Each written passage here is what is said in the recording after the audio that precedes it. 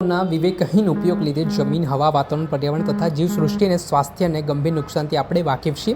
આ બધી બાબતોથી બચવા માટે ઓર્ગેનિક અથવા તો પ્રાકૃતિક ખેતી તરફ વળ્યા છે. ત્યારે Gujarat state cooperative marketing federation GUJCOMASOL દ્વારા ઓર્ગેનિક અથવા પ્રાકૃતિક ખેતીને પ્રોત્સાહન મળે, ગુજરાતના ખેડૂતોમાં અંગેની જાગૃતિ ફેલાય તે માટે અલિયાદો એક વિભાગ જેનું નામ છે ડાયવર્ઝિફિકેશન એન્ડ વેલ્યુ એડિશન છેલ્લા 3 વર્ષથી ગુજકોમસોલ દ્વારા શરૂ કરેલ છે. આ વિભાગ મારફતે ગુજકોમસોલ દ્વારા વિવિધ પ્રાકૃતિક બાયો ફર્ટિલાઇઝર, બાયો પેસ્ટિસાઇડ્સનું વિતરણ શરૂ કરેલ છે અને ખેડૂતો તે અપનાવતા થાય તે પ્રકારની જાગૃતતા ફેલાવવાનું કામ પણ શરૂ કરવામાં આવ્યું છે. ત્યારે Gujarat state cooperative marketing federation એ રાજ્યની ટોચની જવાબદારી સહકારી સંસ્થા હોવાના નાતે પ્રાકૃતિક અથવા ઓર્ગેનિક ખેતી માટે વધુને વધુ યોગદાન આપી શકાય તેના ધ્યાનમાં રાખી જોર્ડનની કંપની MNG કે જે એક અગ્રણ્ય એગ્રીકલ્ચર ઇનોવેટિવ કંપની છે, 100% પ્રાકૃતિક ઉચ્ચ પ્રદર્શન તથા પ્રાકૃતિક સમાધાનવાળી પ્રોડક્ટ્સ જેના થકી જમીનનું સ્વાસ્થ્ય સુધરી ફળદ્રુપતા વધારી શકાય, કૃષિ ક્ષમતામાં વધારો કરી શકાય. તેના મામલે શું કહી રહ્યા છે ગુજકોમસોલના ચેરમેન દિલીપ સંઘાણી, તે સાંભળી લો.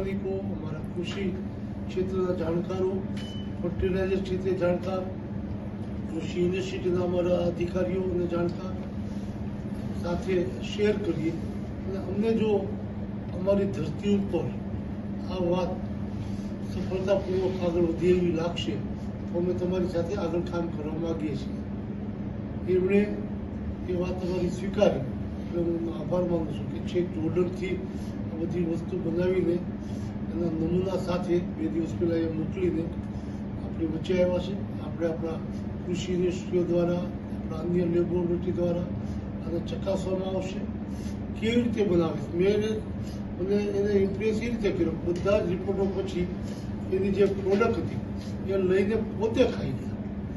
જો કેમિકલવાળી વસ્તુ હોય તો સંશોધક તો પોતે ન ખાય અને ખાઈ ગયા કે કોઈ પણ શરીરને કોઈ પણ પ્રકારની હાનિ કરતું નથી એવી આ પ્રોડક્ટ છે. એટલે વધારે પ્રભાવિત આગ્રહ કર્યો. પૂર્ણ રીતે કુદરતી સંપત્તિ પહાડોમાંથી આ કેમિકલ વિના ફર્ટિલાઇઝર કહેવાય, ઓર્ગેનિક જે નામ આપી પણ એ બનેલું છે. એના માટે આમંત્રણ આપ્યું એટલે ખેડૂતો ગુજરાતના દરેક જિલ્લામાંથી મર્યાદિત પ્રતિનિધિઓ આવે જેથી કરીને આ વાત ગુજરાતના અલગ અલગ જિલ્લામાં ખેડૂતો જોવે.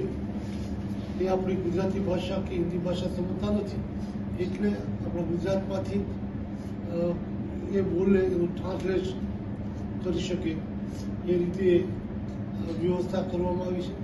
ડૉક્ટર ભરતભાઈ પટેલ ફર્ટિલાઇઝર એટલે ઓર્ગેનિક માન્ય પ્રધાનમંત્રી જે રીતે માર્ગદર્શન આપ્યું છે એવું એના વિસ્તારમાં ને અહીંયા ખૂબ સારું કામ કરી રહ્યા છે. એને પણ મેં આમંત્રણ આપ્યું આ પ્રધાનને જો રાષ્ટ્રના હિતમાં હશે, ખેડૂતોના હિતમાં હશે તો ટેકાના ભાવથી ખેડૂતોને રાહત થાય. પરંતુ આવક વધારવા માટે ઇનપુટ જે વહીવટી ખર્ચ, જે વાવેતરનો ખર્ચ છે એ ઘટે તો પણ આવક વધારવામાં એક ફાયદો થાય. આ પાસું ટેકાના ભાવ પ્રધાનમંત્રી નક્કી કરે છે. આ પાસું જે ખર્ચાળ ખેતી છે એને ઓછો ખર્ચ આવે અને ઉત્પાદન વધારે થાય એ દિશામાં પણ ખેડૂતોને આવક વધુ મળે એ દિશાનું પ્રથમ વખત ગુજકોમસોલના માધ્યમથી ગુજરાતને તત્કાલીન અને આવતા દિવસોમાં જો સફળ થાય તો પૂરા દેશને એક નવી ક્રાંતિ લઈ જવા માટેનું કદમ ગુજકોમસોલ મારફત આગળ વધશે.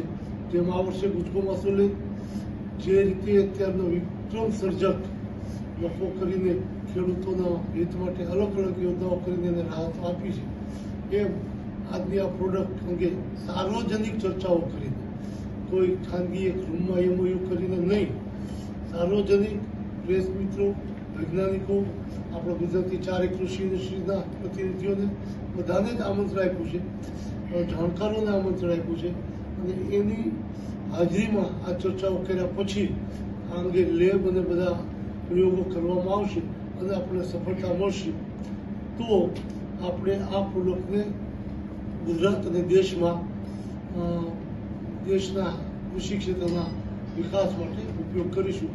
એના માટે આપના માધ્યમથી દેશ, રાજ્ય અને બહોળો પ્રચાર થાય એ માટે વિનંતી કરું છું. આપ સૌ સવારમાં એ પધાર્યા એ બદલ આપનો આભાર માનું છું. હતા ગુજકોમસોલના ચેરમેન દિલીપ સંઘાણી, જેમણે આ મામલે મહત્વનું નિવેદન આપ્યું છે.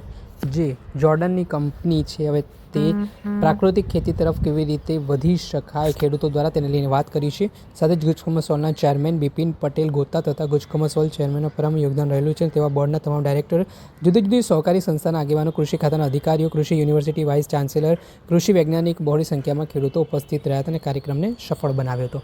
દર્શક મિત્રો, એન કવરેજ ન્યૂઝને આપ લાઇક કરી લો, સબસ્ક્રાઇબ કરી લો અને શેર કરવાનું ભૂલતા નહીં.